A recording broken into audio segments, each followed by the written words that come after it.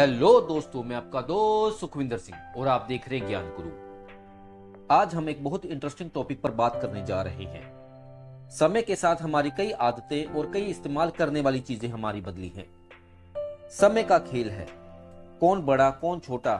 जो कल था वो आज नहीं है और जो आज है वो कल नहीं है। 1998 में कोडैक कंपनी में 1,70,000 कर्मचारी काम करते थे और ये कंपनी दुनिया की 85% फोटो पेपर बेचती थी। चंद सालों में डिजिटल फोटोग्राफी ने कोडैक कंपनी को बाहर का रास्ता दिखला दिया और ये कंपनी दिवालिया हो गई और इस कंपनी के कर्मचारी सड़कों पर आ गए। HMT घड़ी, बजाज स्कूटर, टोनेरा TV, Murphy radio, Nokia mobile, Rajdoot bike, Ambassador car. दोस्तों, इन कंपनियों की गुणवत्ता में कोई कमी नहीं थी, फिर भी ये कंपनी बाजार से बाहर हो गई। क्या कारण था? इन्होंने समय के साथ बदलाव नहीं किया।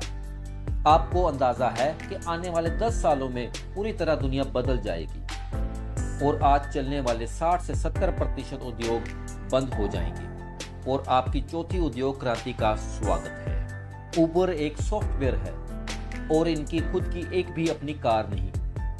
इसके बावजूद एयरबीएनबी ये दुनिया की सबसे बड़ी होटल इंडस्ट्री है, जबकि इनके पास अपना खुद का कोई होटल नहीं। पेटीएम, ओला कैब, ओयो रूम्स जैसे कई उदाहरणें हैं। यूएस में युवा वकील के लिए अब कोई काम नहीं बचा, क्योंकि IBM वेटसन एक नामक सॉफ्टवेयर पल भर में आपको ज्यादा बेहतर लीगल एडवाइस देता है।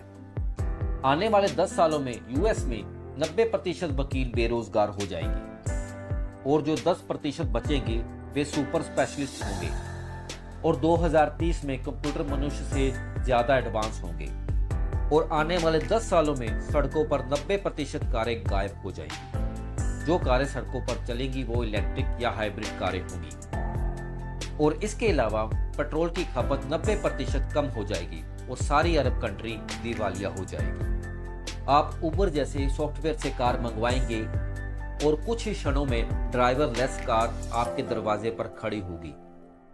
अगर आप किसी के साथ शेयर भी करना चाहें तो आप शेयर भी कर सकेंगे। ये तो मैंने आपको 10 साल की बात की है, मगर आने वाले 25 सालों में हर व्यक्ति के पास अपनी उड़ने वाली कार होगी। ड्राइवरलेस कार होने के कारण 90% एक्सीडेंट होने बंद हो जाएंगे। आज से 15 से 20 साल पहले ऐसी कोई जगह नहीं थी जहां PCO STD ना हो। फिर सबकी जेब में मोबाइल आ गए, फिर आहिस्ता आहिस्ता PCO बंद हो गए।